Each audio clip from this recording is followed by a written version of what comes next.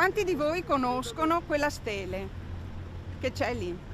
Al Lido di Venezia le leggi razziali fasciste si applicavano perfino in spiaggia.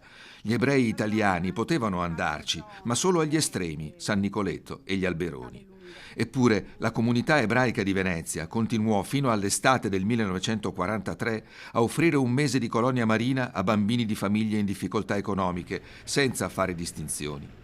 Intanto Giacomo Dalla Torre, medico, primario dell'ospedale al mare, docente all'Università di Padova, aveva lasciato gli incarichi perché è ebreo.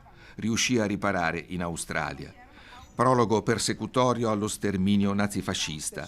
Tracce di memoria che Stefania Bertelli ha raccolto in 5 itinerari per IVESER, l'Istituto Veneziano per la Storia della Resistenza e della Società Contemporanea, con il contributo della Regione.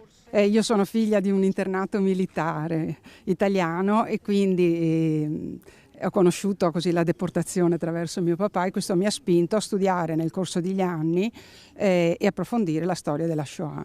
La guida si intitola Pietre d'inciampo, così l'artista Günther Demnig, tedesco, contrassegna simbolico risarcimento case di deportati da tutta Europa.